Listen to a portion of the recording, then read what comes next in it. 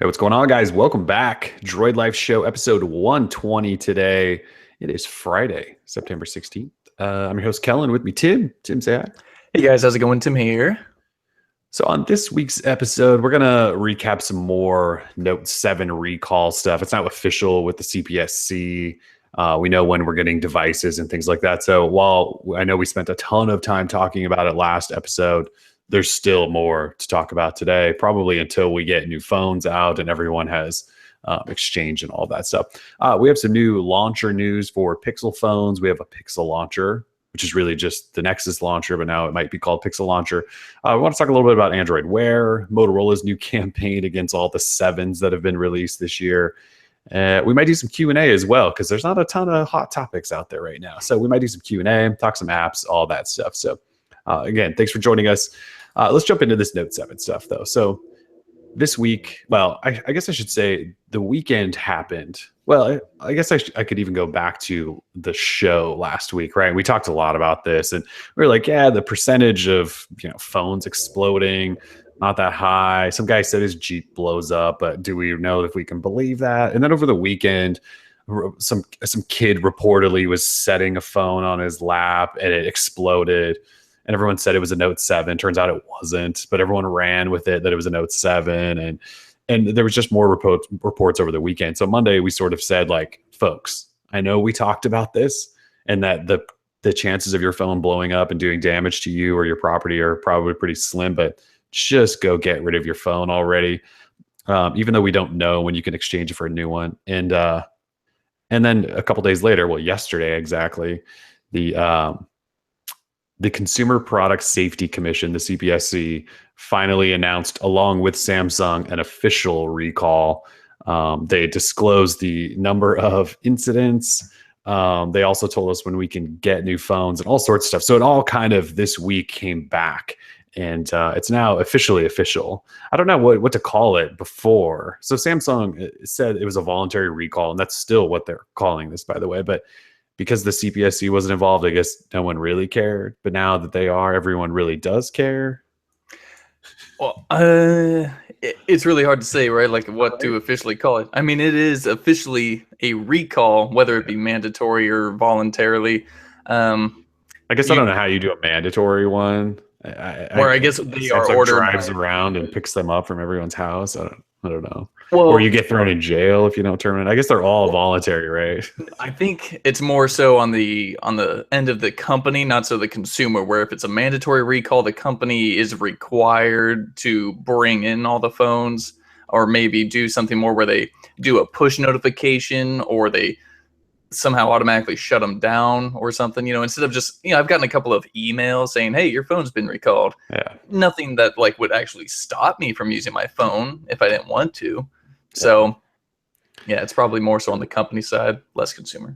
Probably. So anyways, the CPSC is involved now. And so I think the seriousness of it has ramped up, right? And so they pushed out a report, and I mean, it released some more details that we didn't know. Like they said, about 1 million Galaxy Note phones are being recalled.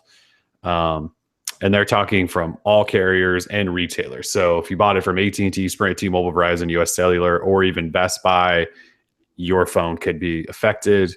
Samsung released an IMEI checker, which is basically like the ID of your phone. So if you have a Note 7 and you're worried about it, you can go on their website and check it, and it'll tell you if your phone needs to be exchanged or not. But the bottom line is, if you bought a phone before September 15th, you should go exchange it. I don't know that they're saying, yeah, select phones before the 15th aren't affected. I think they're saying any phone before that is probably affected. This IMEI checker could come in handy, though, if you, like, let's say you bought your phone off of eBay, or you bought it from a friend, or maybe in a couple of weeks, you buy one off of eBay, or you get one from a friend, or a used one, or off of Swappa or something like that, and you want to check it. This is how you would check that. As far as number of incidents go, as of yesterday, when the CPSC report or recall release or statement came out, it said in the US alone, there was 92 reported incidents. 26 of them were reports of burns caused by the exploding battery. And then another 55 were reports of property damage, which included fires in cars and even someone's garage. And again, that's only in the US. And those are only the reported ones. While still a really small percentage, I mean, when we're closing in on 100 reports, that's something like that's definitely pretty damn serious. Like if it's one or two phones that spontaneously blows up, that sometimes that just happens. I guess I shouldn't even say that because that sounds really terrible. But when you're getting up there towards 100, like this is pretty damn serious. Yeah, I guess it's sort of a big deal. It sort of at least gives a bit of credence, to like the jokes we were doing last week, where we were sort of mocking the idea of your phone exploding, but now actually your phone may explode, and Yeah, it's kind of serious now. it is kind of serious. And I mean, at first, I didn't really pay much attention, obviously, by the way we were talking about it. But now, I mean, I have not turned on my Note 7. I'm just waiting for replacements to come into T-Mobile. Yeah. And so I heeded the warning, even though I really didn't want to, because I didn't really have a good phone to go back to. However, I'm working on like an Honor 8 review, so I did have a phone to go to.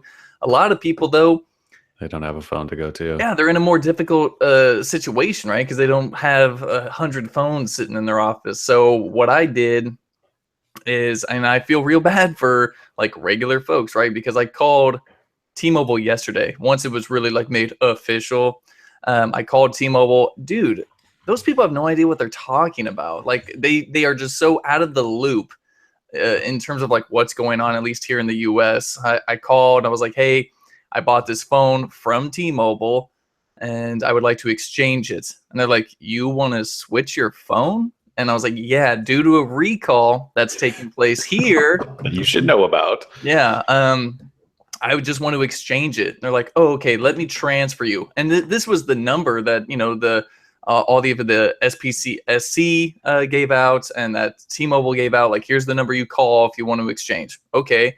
So I do that. And then they're like, oh, no. We don't have any, like, they didn't offer me a loaner phone or anything. They just said, yeah, go into a store sometime next week and they'll try and replace it for you. And I was like, dude, I mean, I've seen other people get loaner phones at least. Like, I don't even need a loaner phone, believe me, but like, at least offer me something instead of talking like you have no idea what's going on. It's really frustrating as a consumer. And yeah.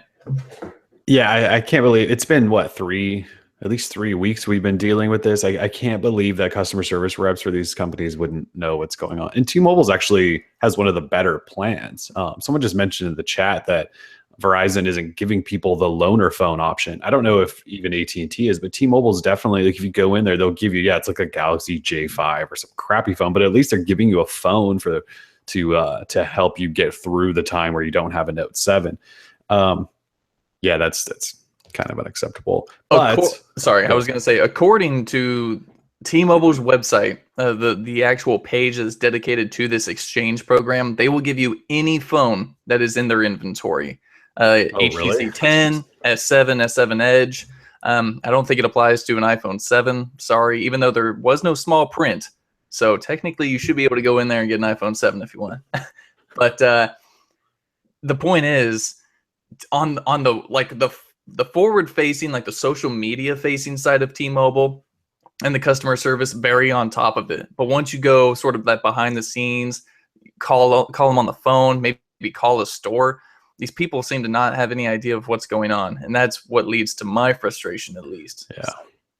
On the carrier side. Thankfully, we know that September 21st is supposed to be the date that everyone should have stock back in of the phone. And in fact, Samsung says no later than September 21st. So that's what, mid next week?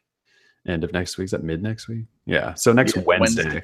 So by next Wednesday, all of the carriers and retailers should have stock again. So if you can, like Tim did, turn the phone off and use something else. Like maybe you have an older phone that you can just fire back up.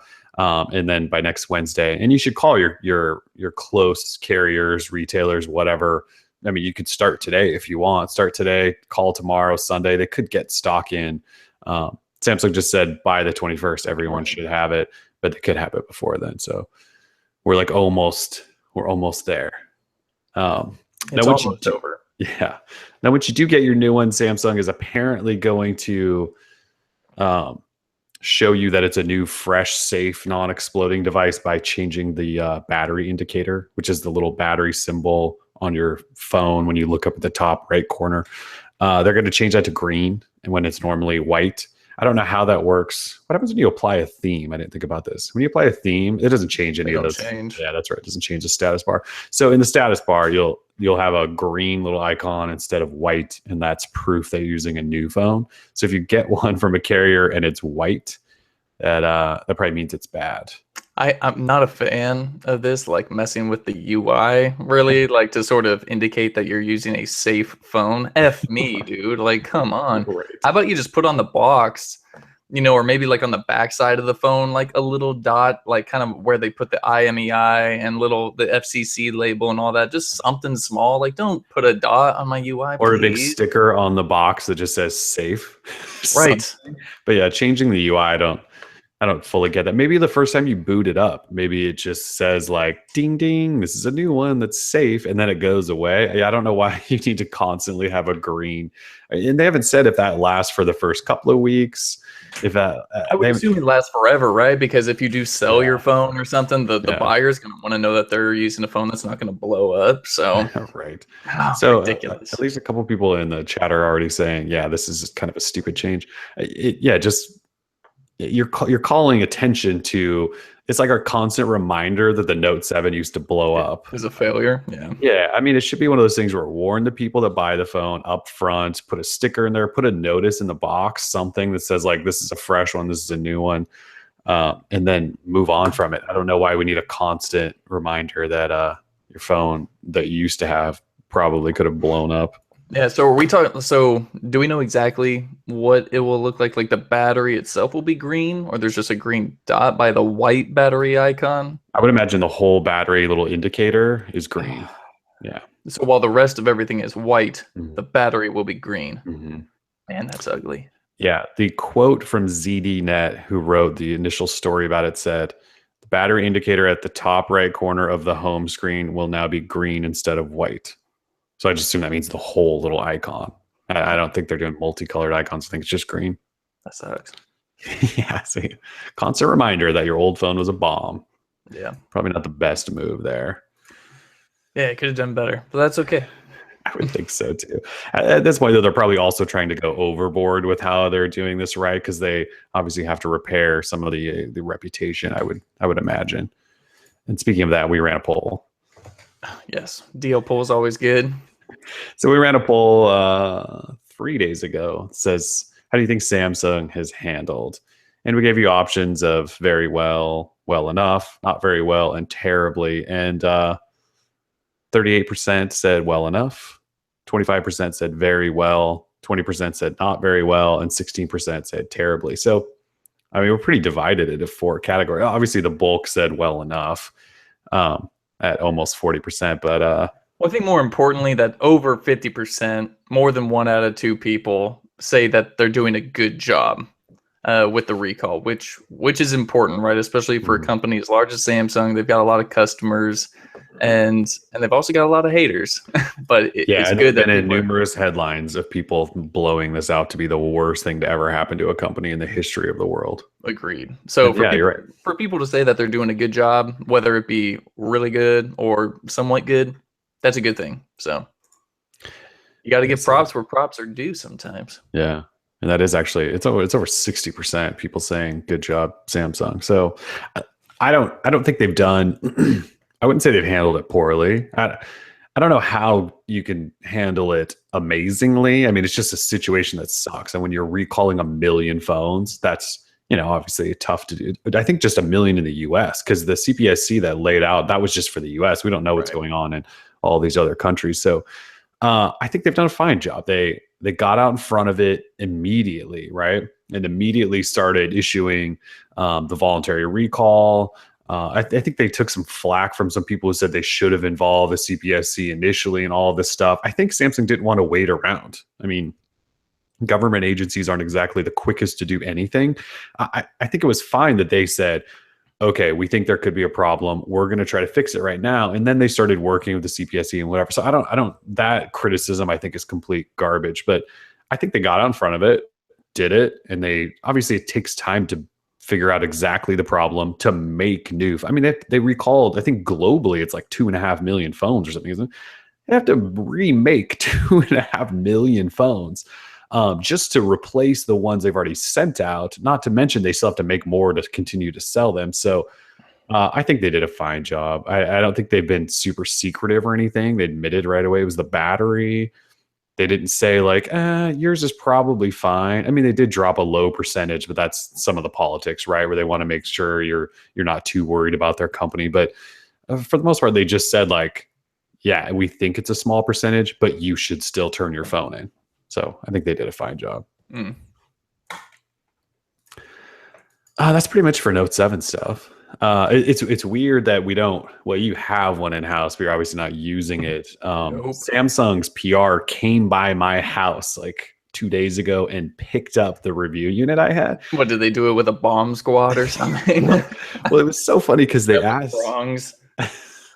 Well, last week they asked for it back, and I said, "Sure, send me a label and I'll ship this thing right out." And they said, "No need to ship it. We'll have someone come pick it up." And I remember talking to you about it, going, "Wait a minute, somebody's going to come by my house and physically pick? Like, who's coming by my house?"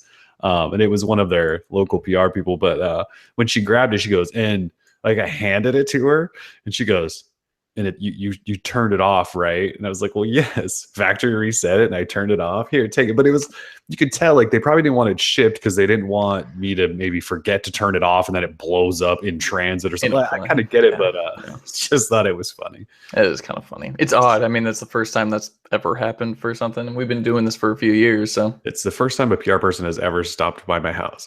Yeah, we've been doing this for a long time. So, yeah. So, but it's a little weird to think that the flagship phone of the second half of the year, like we don't even have one anymore. Like we still have stuff we want to talk about, like our tips and tricks, and we want to do all this coverage still, even though we did our review, and we can't even do any of that. And if we did, it doesn't even matter because no one owns the phone at this point. So yeah, I can't even use S Pen. It's ridiculous. No, you can't.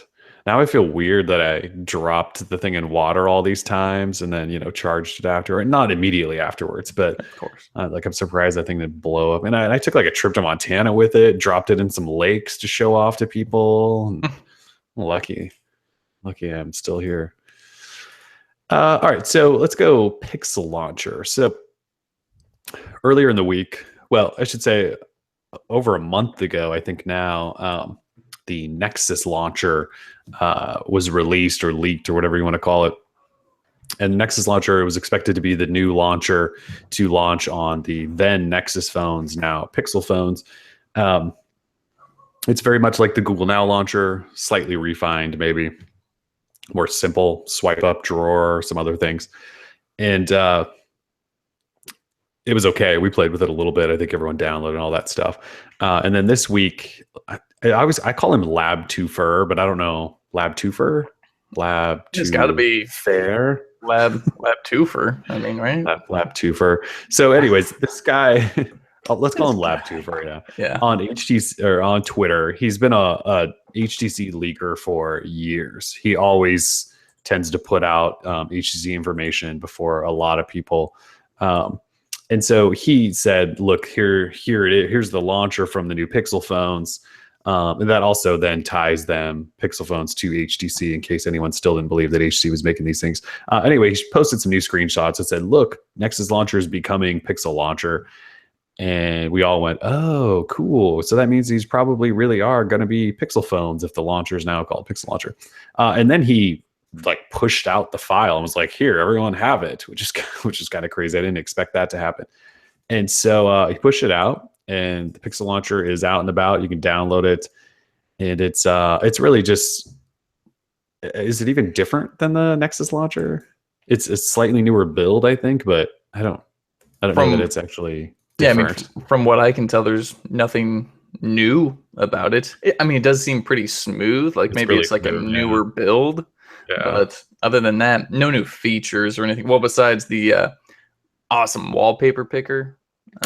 Yeah, so the launcher itself, right? It has the little Google Pill clock search thing up top instead of the search bar, and then you swipe up to get into your apps and all that stuff True. is what it is. But like Tim just mentioned, there's a wallpaper picker that accompanied it. And yes, the wallpaper picker is the star of the show.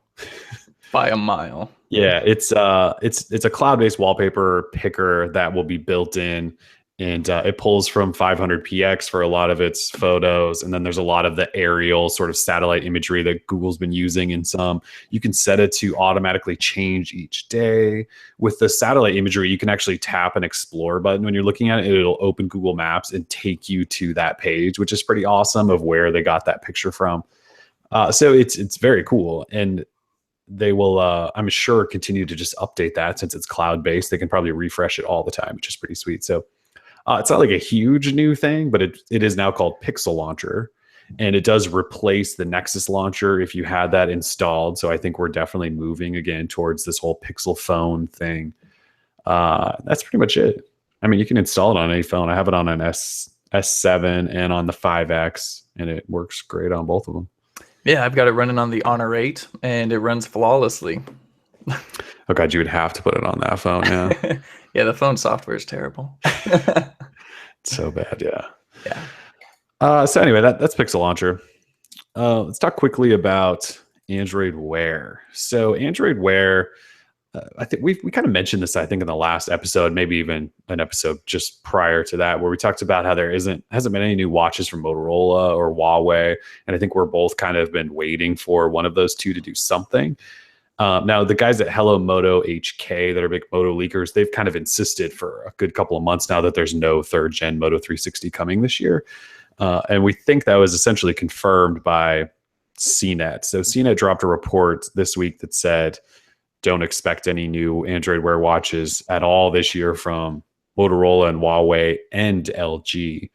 And basically, from what it sounds like, so CNET reached out to all of those companies and they basically all just confirmed it. But what it sounds like is, where is that? Motorola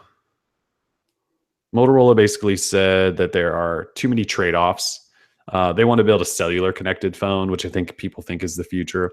And they said there's just too many trade-offs there, that it's probably not worth it yet.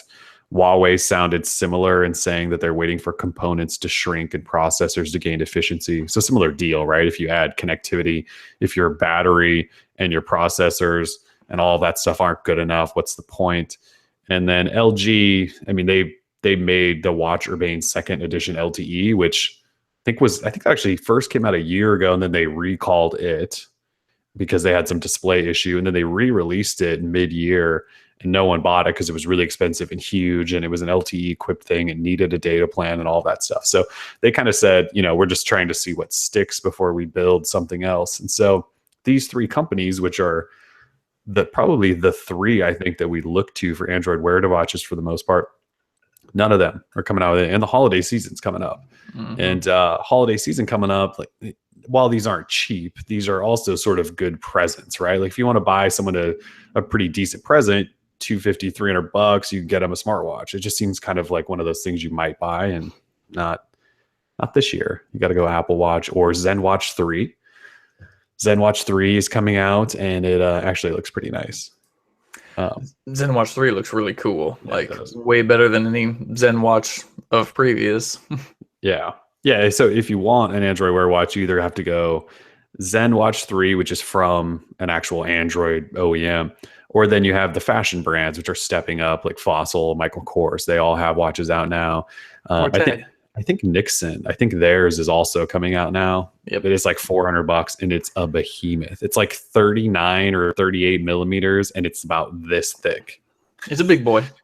Big boy. I mean, most of their watches are, so it makes sense. But so yeah, it's a little weird to not see the regular Android OEMs making watches, but there's other people making them. It's not like Android Wear is dead, and we do have the Android Wear 2.0 updates coming soon. So we need to have some hardware that can run it, I guess. ZenWatch 3 it is, I suppose. I guess so. I'm not really a big fan of the Fossil Q Founder series. I mean, the Michael Kors watches are sort of, I mean, they're cool, right? But they're like expensive, and I just don't know if Michael Kors is like really a leader in like the smartwatch sector. I mean, they're good at fashion watches. Like I dig their designs, but I don't know if I need a Android Wear smartwatch from them. I think my biggest hang up there with those two and these fashion brands, right, is what's the support going to be like? Because Right. we know they make, normal watches and they sell tons of those, but when it comes to the Android Wear 2.0 update, are they going to push out right away? It's going to take 6 months. Like, how big is the team that's working on these? Are they outsourcing the software to like some other third party that kind of pushes updates? We don't know exactly how that's working. So that's my only hang up there is while these watches look nice, like, yeah, That's a good point. are they going to get updates? The ZenWatch 3 should be fine. Asus is a pretty well-known tech brand, and this is like their third. Yeah, it's a ZenWatch 3. So it's our third smartwatch. So I wouldn't think updates would be an issue there, but those other guys, you just don't know. We actually had someone ask us in our Q&A today, like what we thought about wearables and if they were dying or not. And I think we were both kind of had the same thought that smartwatches certainly haven't succeeded necessarily. Like I think everyone thought and maybe hoped, but wearables in general probably are not dying. There's too many fitness related stuff that people are into, which is a good thing. Yeah, well, I think smart bands and the fitness focused devices will continue to thrive. Because I think it really it wants people to get out there and get active and healthy, and that's always good for the human.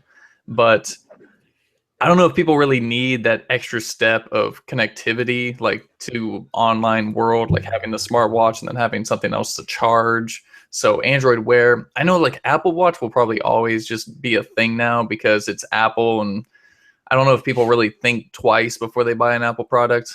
And they say, well, it's Apple, and they say I need it, so I'm going to get it. And that's that. But Android Wear, these consumers tend to be a bit more picky, it seems. So they are also early adopters. So they adopted Android Wear when it was a baby, and I don't know if we're really seeing all the benefits, especially even from the big update that's coming for Android Wear. I'm not really seeing like some defining feature that says, oh yeah, I need to get back on Android Wear. So Android Wear doesn't seem to be doing all that hot. And if companies are not putting out more devices, then I think that's sort of proof right there, right? I mean, if it was a money maker, they'd just be pumping them out. Yeah, if these things were selling really, really well and they were a success, these companies would be making more. I mean, we're heading into the holiday season. Last year, this is when they all released new ones, right? Like we got the 360 second gen. Huawei Watch came out, I think, right around this time, right? No, it had to have been like, it was like August, maybe. I can't remember when that launched. It was something like that. Yeah, but they were all ready for the holiday push because the holiday push is obviously always a big time. That's why Samsung puts the Note out right around, well, it used to be end of August. It sort of still was. That's why Apple releases a new phone in September because it's right before the holiday. That's what probably partly why Google does it too. It's just that's the time you do it. It's going to be your biggest quarter. So I guess I forgot to point out that Google is supposedly making 2 watches, right? So we will have new hardware. Hopefully, we don't know when though. I think the reports on that is we may see them in a month when they hopefully announce new Pixel phones, but we don't know if they're going to be available then. Although if they're going to launch Android Wear 2.0, it would make sense that they would give us their own new hardware. So we'll see. That would be nice. Yeah. So Android Wear is not going anywhere. I just think the traditional players we've grown accustomed to having a piece in that battle they're just not a part of it anymore, at least for now. Let's see. So speaking of Moto, they released a new campaign yesterday that is called Skip the Sevens. And they released this it's a pretty bad commercial where they're like tricking iPhone loyalists into stuff and then making them think it's a iPhone, but it's a Moto Z, and then they're super excited. And I think when they also announced this, they were trying to say it about the Galaxy S7s too and Note 7 too, because they're all sevens, right? That was supposed to be part of it. I don't know that we've seen a commercial about the S7 and Note 7, right? It's just been about the iPhone. I don't know. You watched this thing. I couldn't get through it. How bad is this campaign? It's pretty brutal. So it's like a focus group, and I read a comment on the post that we put up yesterday, and someone was very insightful. He was talking about how he used to go to focus groups all the time. Typically, the moderator of a focus group has a background in human psychology, etc. They can manipulate the way you think. They pay you, they feed you right before you're going to go into this meeting, so you're happy, you're feeling good, and all of a sudden, so they're like, okay, so Apple just announced the new iPhone 7s. What are you thinking? They're like, oh, I don't know. It doesn't seem like all that big of a change. I was really hoping to see more. And then all of a sudden she goes, well, here's a prototype iPhone. Like that's ever happened. Someone's gone into a focus group to see a prototype iPhone. And so she's like, oh yeah, Apple's been listening to the consumers. Check this out. And she puts on like the battery pack, the Moto mods. She puts on the projector. One girl or one lady who's in the focus group, she's a teacher, and she's like, oh, this would be great in my classroom. Yeah, if it only, didn't cost $300. So she then puts on the speaker, and everyone around the table is just like, wow, Apple is really listening to the consumer base, and like, this is what we want as a people. This is fantastic. I can't wait to buy it. And then she's like, she breaks the bad news that it's actually a Moto Z and not an iPhone. And these people, poor people, of course, they're like, oh yeah, wow, Moto, that's really, really cool. One lady was like, I could see myself buying this phone and all the Moto mods. That's like $1,000+, right? Right. And she's an iPhone 6S person or plus person. Yeah, I guess, but she's also like a teacher, right? And I know teachers are famously paid terribly. Right. So I don't know, maybe the school pay for it. I don't know. Regardless, the entire campaign itself is so brutal. But really, now is such a great time for Moto to do something like this. I mean, Samsung is hurting right now due to the Note 7, and Apple they should have attacked the Note 7. I think they clearly missed an opportunity there.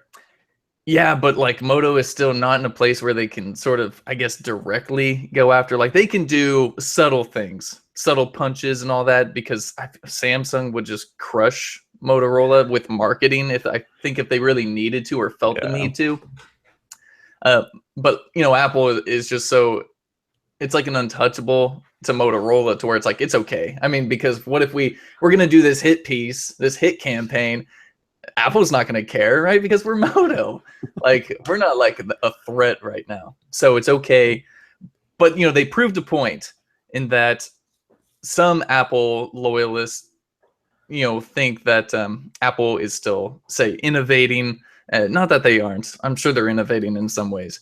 But they prove that Motorola, at least in terms of like the playing ground, they're doing much more in terms of bringing new and sort of innovative ideas and features to the market, more so than Apple, which is known as this company that invents everything. So it was a good piece, but at the same time, it was cringeworthy and painful to watch.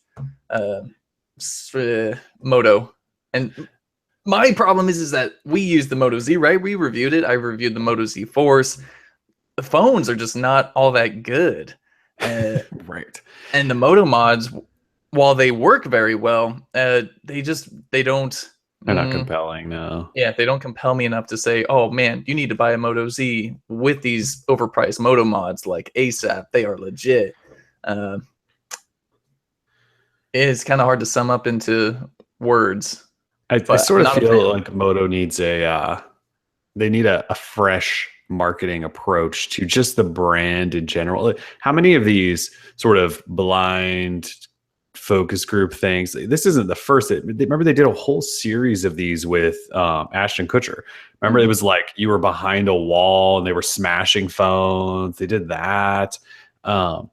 They keep doing these like behind the scenes sort of trickery things against iPhone users, and I mean they're obviously not really working. But I think if you have to, right? If you have to trick people into buying your phone, then which is kind of what they're trying to do, right? It seems that way. I mean, even to get someone's attention, they have to say it's an iPhone prototype. Right. Okay, now you've got my attention. Oh, it's not an iPhone? I'm going to leave now.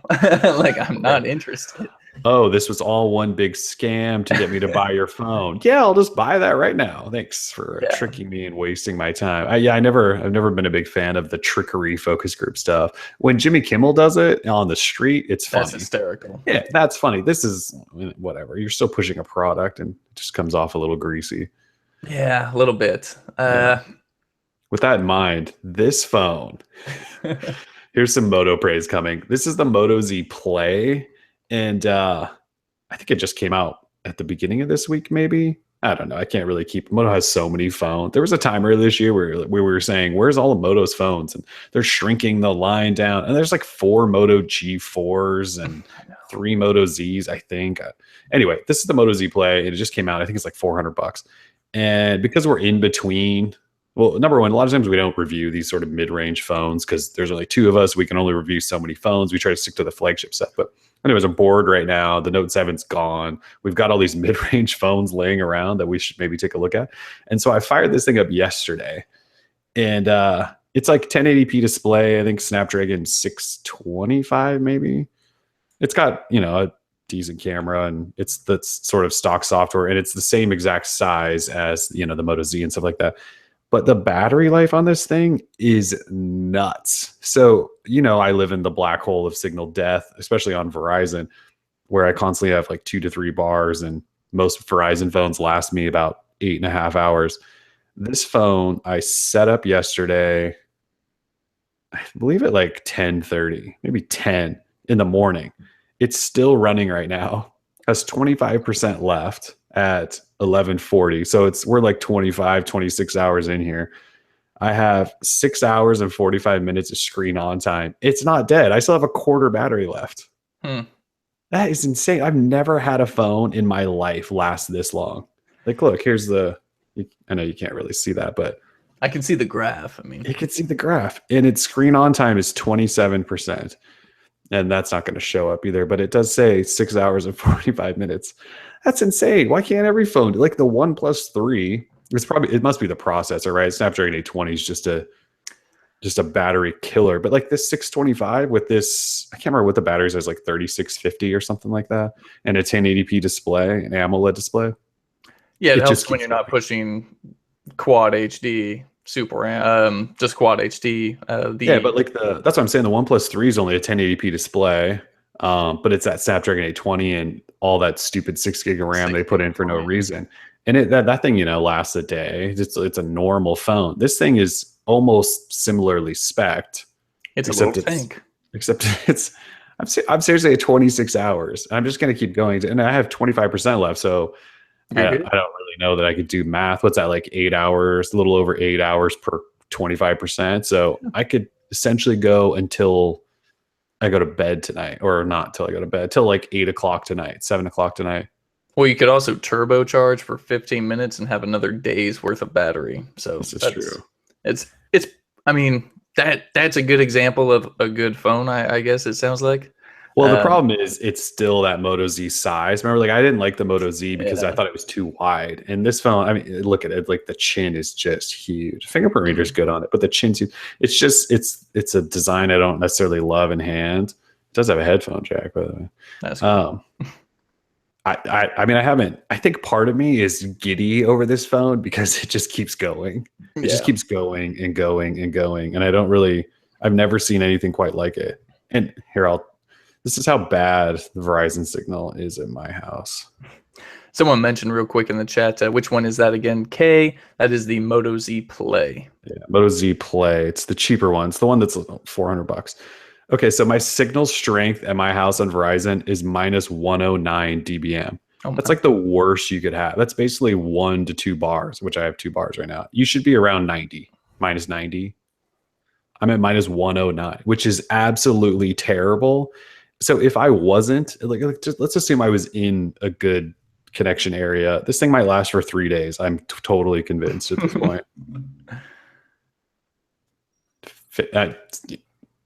I'm a huge Moto Z Play fan right now. I'll take some pictures and I'll get back to you when I find out how terrible the camera is.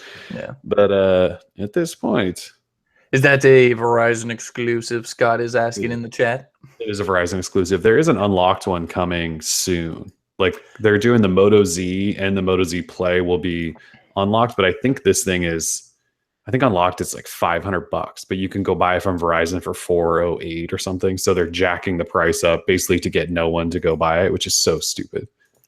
That's the problem with Moto recently. They have not been very transparent. I feel like when they're going to release the unlocked GSM models of these devices, and that's Kind of frustrating. announced it, but I still Yeah, don't think well, I they're mean, gonna. yeah, they sort of said around this time. I need some hard dates. October. They said October. Yeah, they didn't give us a date. They said October. No. So it will come out in October. Oh, so it's 450. It'll be 450, and it'll only work on T-Mobile, AT&T. You can't like buy the unlocked one and use it on Verizon. Yes. And the Moto Z 699. That's insane. That's The too unlocked one. much. That is insane. But yeah, That's look, like if you want like a $400 phone, that's what your budget is. I would recommend this probably over the One Plus. This phone is better than the One Plus 3. There's a hot take right there. Really. This phone I would probably use just for battery life over the One Plus 3. That's a Note 7 hot take right there. That's extremely hot. It's boiling. Yes. Yes, yes. What do you guys think about the Snapdragon 821? I don't know. I need a phone to have any thoughts on it. Yeah. Yeah. Anyway, yeah, there's my tiny little review. I haven't talked about anything else about this phone except the fact that the battery lasts 2.5 days. And For you, that's a big deal. So I've never had a phone last this long. I can't kill the thing. Here, I'll just leave the screen on, just set it there for a second. Let's see if we'll do it. All right, so that's pretty much all we had for topics, though. It's just not really been that crazy of a week. We want to do maybe some Q&A, though, don't we? Since we did run a Q&A this week. Oh, yeah. All right, so first question. Google has a fair amount of apps and services that seem redundant, but in some ways serve different niches. Do you see this as ever ending, or is this just to be accepted as what Google does and will continue to do so? I'm assuming that just means there are 80 messaging apps. What else is redundant that they do? Well, they have like that Spaces thing, which is like a group messaging hangout thing, which also kind of seems stupid. What else?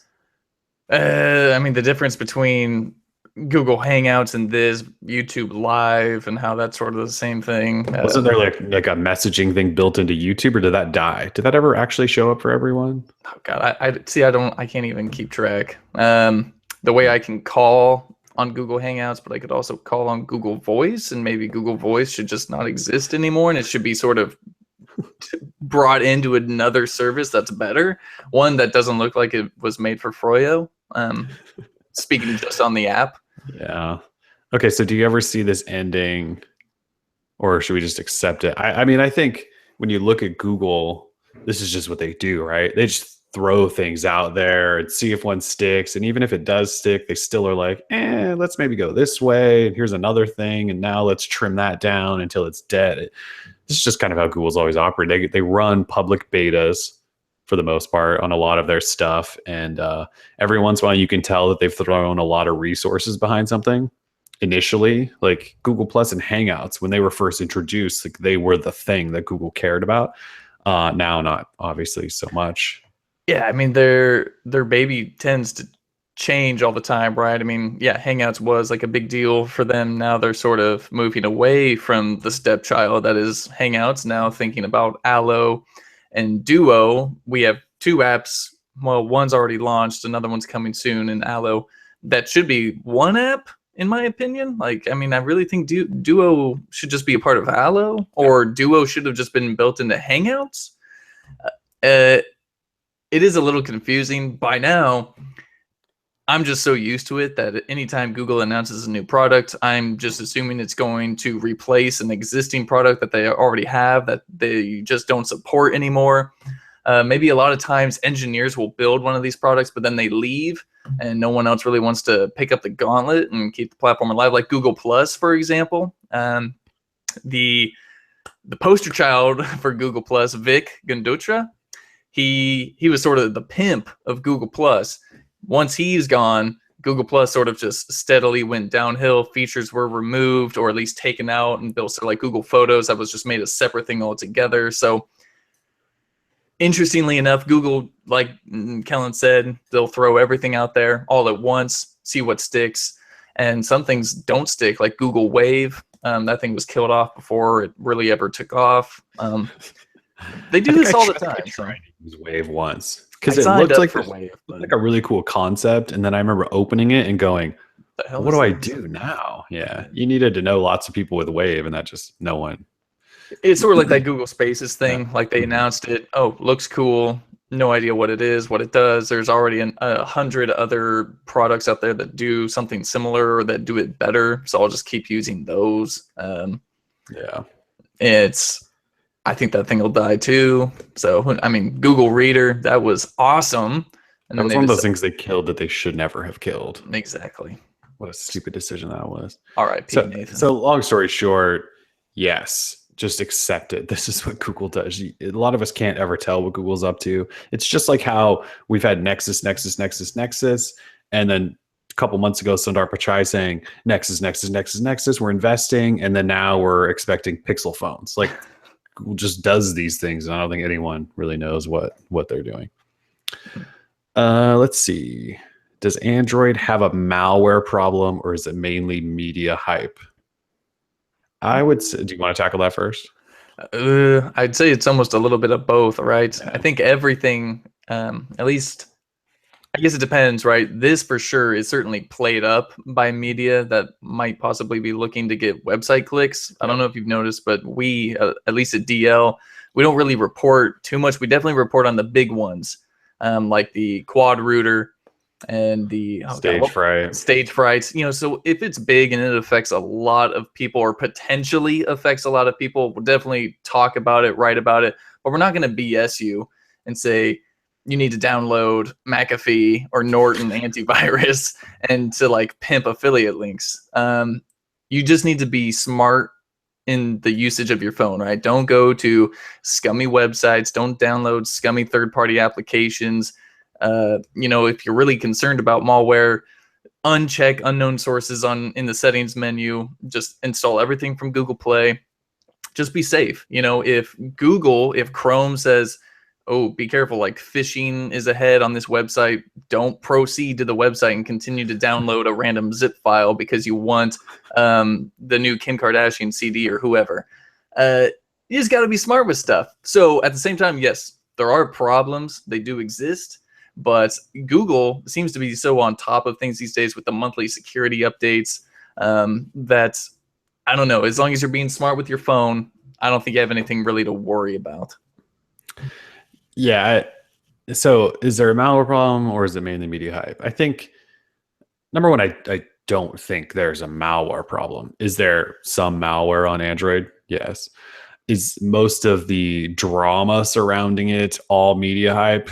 Mostly, yes. So, like you said, there's malware. We know that, right? There's constant there's security holes in everything in related to technology, basically, especially internet connected devices, right? And so, what we see though is problems with when you download phone or download apps, or you are on the internet in unsafe places where you download apps specifically outside of the Google Play Store. And so what happens is most of the reports that come out are from a security company, and that security company has a service they want to push that will magically fix and take care of any issues you may have, number one.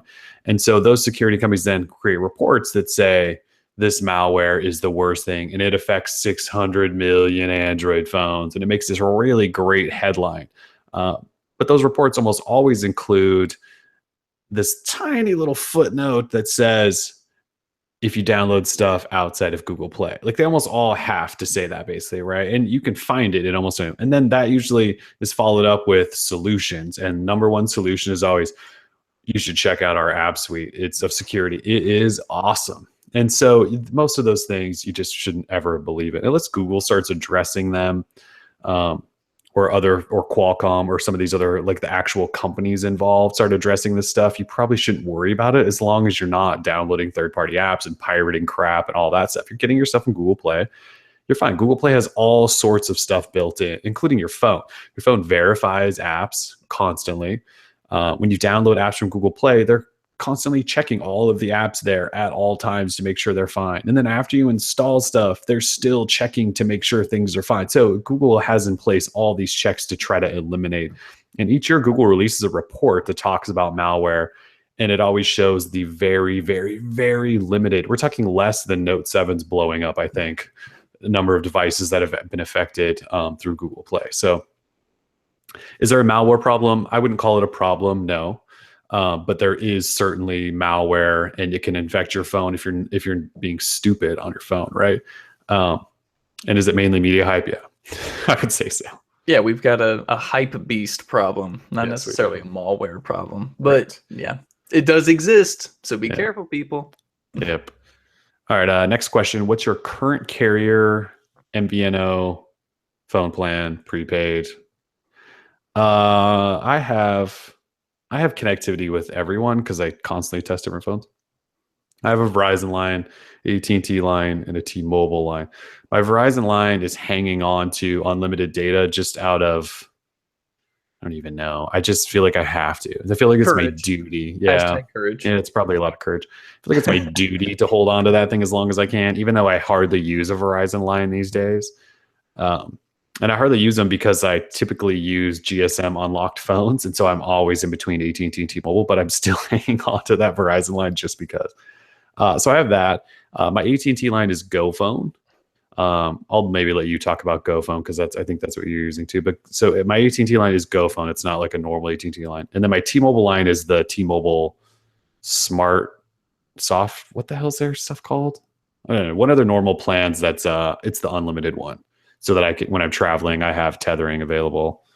And that's kind of the setup I have. Not a T-Mobile prepaid. It's just a normal T-Mobile line. Smart Choice. That's what they're called, right? They were called, I should say. Yeah.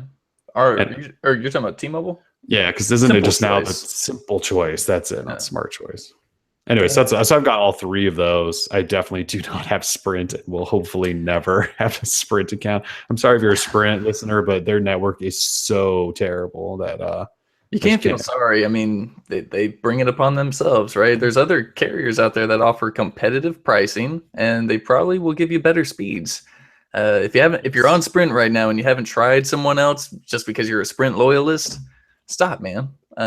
Try out something else, please. So you're GoPhone, right? I am GoPhone. Yep. Well, I'm GoPhone because it just works, at least in my area. And when I travel to the certain areas that I travel to, like Northern California, Central Oregon, out on the coast of Oregon, it seems to work just fine for me. And I use the GoPhone, which is the prepaid. I rock, I think. And another reason I keep paying my bill on GoPhone is because they seem to keep adding in more data, and I keep getting charged the same amount to sort of match what T-Mobile has been doing, where they're giving people more data for the same price. AT&T is following suit. So now where I used to have 3 gigs of data per month, I now have 6 gigs of data per month. And I believe that even has rollover. It does. So I've got a ton of data because I don't go through 6 gigs in a month. Although, there is like a limit and there's a cutoff, right? I think it's sort of caps off. I don't know the cap, but whatever it is, I don't go through it anyway. So 6 gigs a month, and it's $60 a month. Although if you do $5 auto refill, it brings it down to $55. There's a $5 discount with auto refill. So $55 a month for 6 gigs. That's fine for me. And again, like I like AT&T's LTE speeds, at least where I live. It's not bad at all. So I do have T-Mobile sometimes, depending on what phone. Like, say if we need to buy a phone that's just coming out, I'll get T-Mobile prepaid, and I'll pay for it for 2 months, 1 month, and then an extra 10 days, because to have a phone on T-Mobile, then to unlock it so I could bring it to AT&T, I needed activated on T-Mobile's network for 40 days, which is the biggest BS I've ever had. Yeah, they have a really long period before you can unlock. Yeah, it sucks. Yeah, and I know the fact that you have to pay for 2 months of service for 40 days, it's really odd, but that's what we got to do. So that's what we do. And T-Mobile's fine too. I have a personal cell spot, one of those LTE cell spots from T-Mobile in my house. It's pretty good when it's working. However, I've gone through 2 of them, and they tend to just stop working sometimes. And so you'll reset it and it just will not connect to broadband. I have no idea why. They can't tell me why. I've called T-Mobile. they can't help me. I've called Comcast because T-Mobile blames it on Comcast. Comcast blames it on T-Mobile. They're both asshat companies. So they don't help me at all. They just give me a new product and then the product craps out again after a month. So if yours works, good for you, man. Because it's a sweet little thing, right? In my house, I'll get 1 to 2 bars of T-Mobile service. When I got that cell spot going, I'm full bars, balls to the wall, top speeds, and it's awesome. But when it's not working, it's bad. So personally, the bill I pay every month is AT&T Go Phone. Yeah. And I was, that's what my wife's on. She's on a Go Phone. Yeah. And yeah, it's just, like you said, they keep upping the data limit. It's at 6 gig now. And yeah, it's 55 if you do auto pay. You can also, outside of the rollover data, if you go to Mexico, Canada, you can use your phone there and you don't have to add anything on. There's no extra fee. You get to use your data as long as you have the 6 gig plan. You can talk text there and use data there. And like I was just in Canada, yeah, like a month or 2 ago and used that phone there. T-Mobile, I could barely get service, but AT&T was totally fine. So yeah. Let's see. What's on? Oh, actually, someone asked before we get to this one. Well, there was a couple Project Fi questions. I guess I would just say I don't think either of us use Project Fi because I don't even know that it's that good of a value. Like what's Project Fi? They start off with what, like a $25 per month fee for talk and text, or is it $35? How much is it? It's something cheap. I think it is 25 maybe. Oh, it's 20. 20? So 20 gets you talk and text, and then $10 per gig. So I think it's decent if you're only using 1-2 gigs, but if you get up to, like, say you're using 4 gigs a month, that's $60. And for AT&T, we just said for 55, you get 6 gigs. So I think Project Fi is a good option for people who only use 1 to 2 gig per month. But like, I think even now you can get in Cricket for 1 gig is like $30 a month, which is the same, I guess. And that's throttled speeds. But I don't know. Project Fi, I like the idea of it. And I like it that you can manage it all from an app and all of that stuff. I just don't think it's that great of a value if you actually use quite a bit of data, because Google doesn't give you a discount if you keep buying more data. As far as I know, it's always just $10 per gig, $10. So if you're using 6, 7, 8 gigs per month, you're up to $90, $100. There's better deals, I think, out there. Yeah, I see Project Fi as kind of a middleman, considering they use T-Mobile and Sprint's network and now Cricket's, I think, too, or something like that, or US Cellular. Who did they add on? I think was it US Cellular? Might have been US Cellular, which has a network nowhere, I don't think. Right, and it seems like Project Fi is sort of a middleman, where why don't I just pay T-Mobile or Sprint to have cellular network?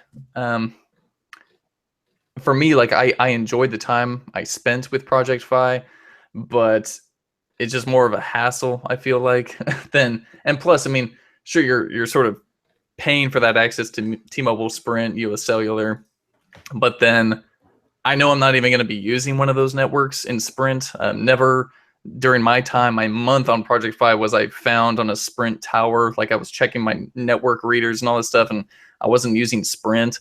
So I would just use T-Mobile then. So it was nice dealing with Project Fi's customer support. It's Google, so it was really great, and the billing was really transparent. There was like no hidden BS. But for me personally, just didn't need it.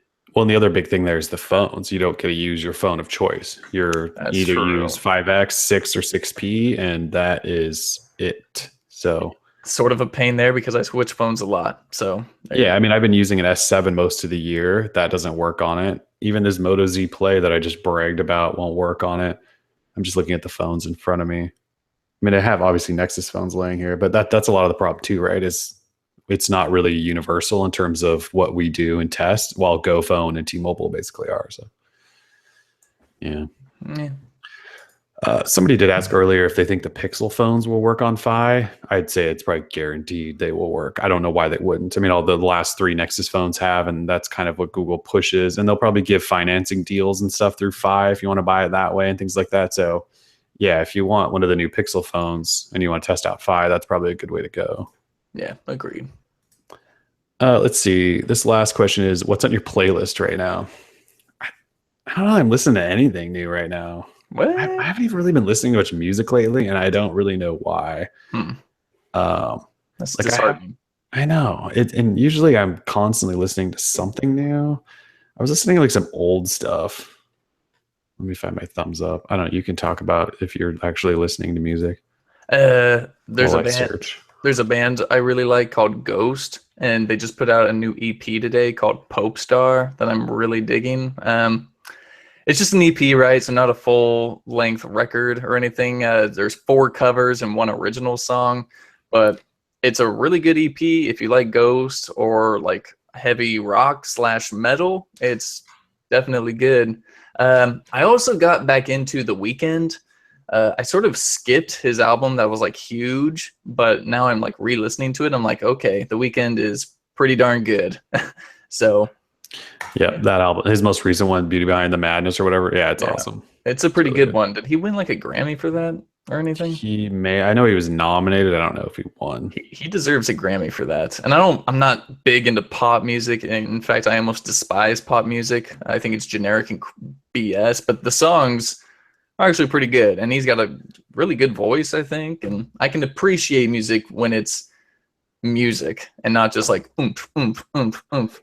So The Weeknd, good on you, man. So what I tend to go through is just my thumbs up list that's on Google Play Music. Like right Mm. now, it's all over the place. Like The Head and the Heart, Brett Dennen to Chainsmokers to Jay Z, like old Jay Z to Dilated Peoples, Far Side, Travis Scott, Weekend. I think there's some kids music in there. There's Nice. even Drake, Major Lazer. It's kind of all over the place, and that's just kind of what I tend to go through. It's just that list constantly. If I hear something like on the radio or something, I try to go find it and thumbs it so I can at least listen to it again. Hmm. I don't know. It's all over the place, but I haven't. Yeah, I haven't had like a new album come out that I really have been listening to over and over.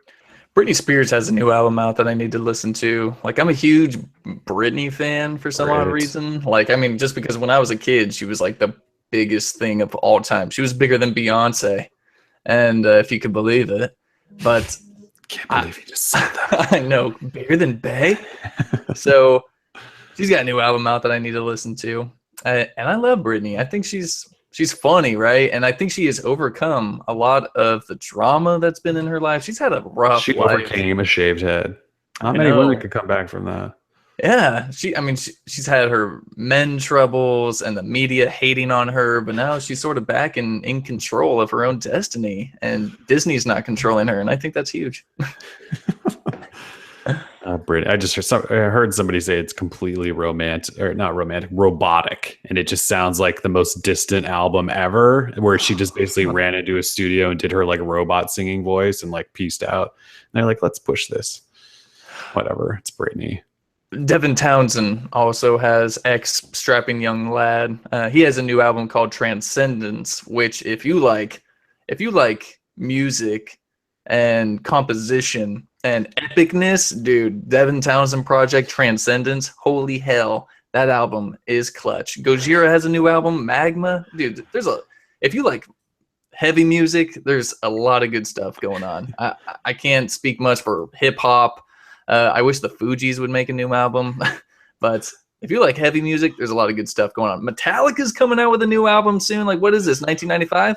This is fantastic. New Metallica, dude, in 2016. The Bring chat's it. totally like, you guys really talking about Britney right now? All right. Oh, We can move on from Britney. y'all are haters. Someone asked us, man. Yeah. We don't hold back. This is open discussion. All right, a couple of apps. So let's see. I wrote up an app yesterday called the Terra Collection, I should say, and it's essentially the sort of aerial satellite imagery that we talked about with Google pushing wallpapers and Nexus devices. It's all those same styled wallpapers, but even more of them. So if you're a fan of those kinds of wallpapers, the Terra Collection has like dozens and dozens and dozens of them, and it's free to use. There are, I think, a couple of banner ads in it. And so if you pay, I think, $1 to get Pro, it wipes the ads out and gives you just a couple of extra features. But I don't think there's any reason you really need to buy it unless you really just despise ads and you want to support whoever made this app. But I think it's sweet just because it gives you a whole bunch of those satellite imagery, which are great. Did you have an app? I just wanted I don't have a new app. I haven't been using anything new besides Google's wallpaper picker app, which is like mind-bogglingly awesome. But I want to talk about Granny Smith and why there needs to be a sequel. Greatest game ever. Yeah, so that is from a company called Mediocre, and their first big title was Sprinkle, and Sprinkle was pretty popular, and they made a sequel for Sprinkle. I would argue that Granny Smith is like 1,000 times better than Sprinkle, and they did not make a sequel. They also made Does Not Commute, and don't think they made a Does Not Commute sequel, even though that game was awesome and probably better than Sprinkle. It just seems odd that one of their best games, Granny Smith, has not been made into a sequel. They could sell that thing for $199 and make probably like $1 trillion. They would get so much free publicity from us. I would never stop talking about it. And so I sent out a tweet recently. I was like, Mediocre, please, please, please make Granny Smith sequel. And I went to their account. I looked at who they follow. They follow almost every Android blog except for Droid Life, the one site that pimped Granny Smith more so than any other site on the planet. What's up with that? Follow us on Twitter, man. Ridiculous. So Mediocre, you're not listening. But if you are, make a Granny Smith 2 and be rich. So... That game was awesome. I know I played that. Download. I need to test the GPU on this year's Play. Exactly. That game is still awesome. Yeah, it is. Bring it on. Yeah. All right, that's about all we got for today. Short-ish show. Just not a lot of huge things going on. We're kind of in this, like middle ground where we would still be talking about the Note 7 like we talk, but we can't because it's blowing up on everyone, and we don't have Pixel phones yet. Yeah, it's unfortunate. I don't know. Be on the lookout though for Tim and I to do some reviews of some mid-range phones. Yeah, not that we're bored. We're just doing something different. So he's got the P. About the Honor 8. Let us know. That's what it's called. I wanted to call it the P8. It's the Honor 8, which is essentially a P9, but in an Honor branding. Yeah, it's Hawaii 8. Shout out to Flossie. I don't know if anyone watches Flossie Carter videos on YouTube, but that dude's amazing. Love him. Yeah, go watch some Flossie Carter reviews. The dude's awesome. He really is cool, man. I hope to see him at the next like CES or Google I/O or something. Like, he's the person we want to hang out with right now. I want to say he was at the Moto Z event and I didn't run into him somehow. Oh, sucked. I would have said what's up. Yep. All right, cool. Well, we'll probably have some random reviews that we would normally do in the next week. Hope you guys enjoy them. They may even be video reviews. That's like a teaser. Oh man. Yeah, we may do some video reviews here coming soon. Anyway, all right. I think that's it. It is. This was DL Show episode 120. Have a nice, safe weekend, everyone. Peace. Bye-bye.